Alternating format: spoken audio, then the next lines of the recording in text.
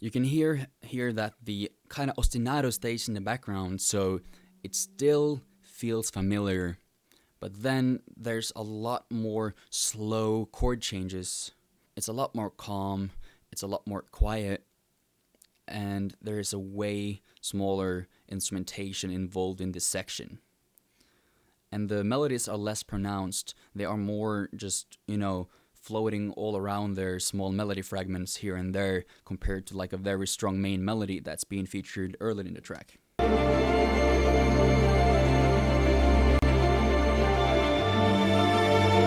You can also hear how the harmonies are completely different. We've been going away from this main chord progression that's been driving the track forward until this point. So it's been using different chords as well. So you can see how they use both a difference in complexity, in dynamics, in instrumentation, in harmonies, rhythms, and so on. Now, let's also just quickly have a look at this cue called Hope, which is, I think, a track I made in high school. And it has this main theme that's being repeated, and then I have a contrasting B section, and then an A theme again. Let's quickly look at that.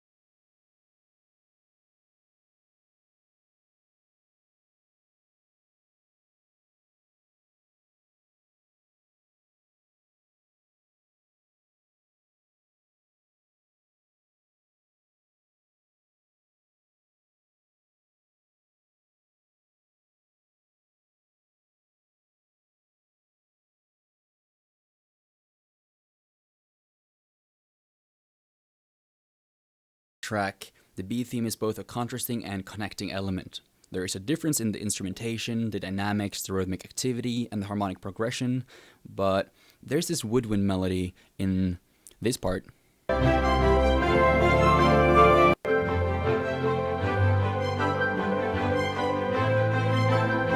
However, you have this little staccato pattern in the B section here.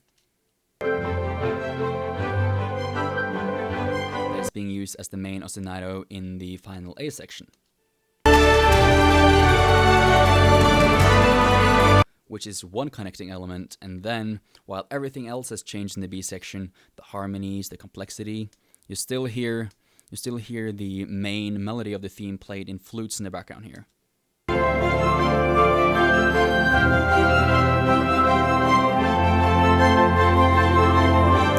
Even the two different themes are basically different in almost every way. You have these small connecting elements that really kind of glues the entire track together. And in the end, we have Farewell Life, which also uses a lot of changes in dynamics and everything, and it's like almost a 7-minute track. But let's quickly go through the main things here.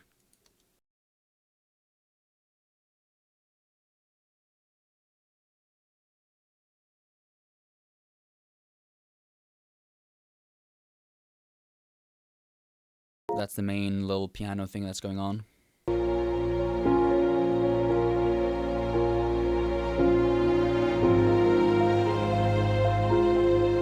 Same thing, it just grows in intensity, bigger ensemble, so on. Here I'm taking it down again, and then I introduce like a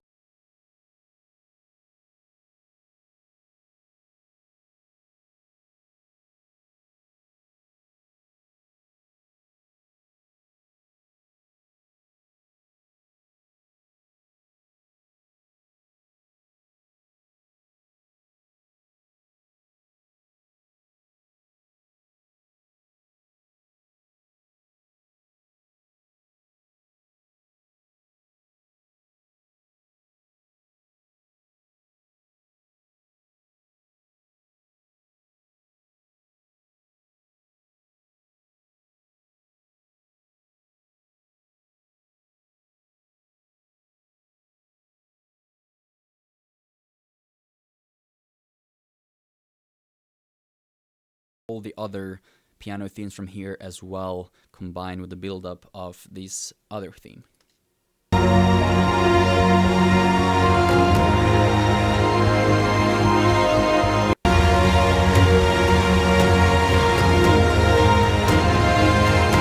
Keeps building and getting more complex, but I hope this is a little introduction or a little overview over some ways you can create more contrasting beat themes that still feel rather connected to your main theme. Now to wrap this up, we're gonna go down and revisit this little AAA theme we did in the previous video, but now I'm just gonna quickly make a little B theme while we're at it. So we have this little... We have this second repetition here, and just to make some space for the B theme, I'm gonna make that before this little climax that's not very climatic, but it's gonna be alright. Now I'm gonna move it over there, and since this is still a fairly calm part, I need to find some way to make it a little bit more contrasting. Whoops, seems like we forgot to move the pianos to here, I suppose. Almost. There we go. So let's just make it extremely simple. I'm not gonna spend a lot of time on this, but so let's see what we have here.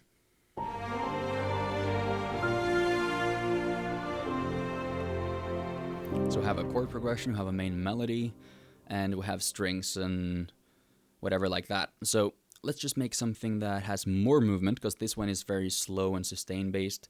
Let's make something that's more quiet and simple, but quicker and not as melody focused. So let's something quick and only piano, for example. That could work well. And use some different chords. So I could, for example, choose to do something like, let's see.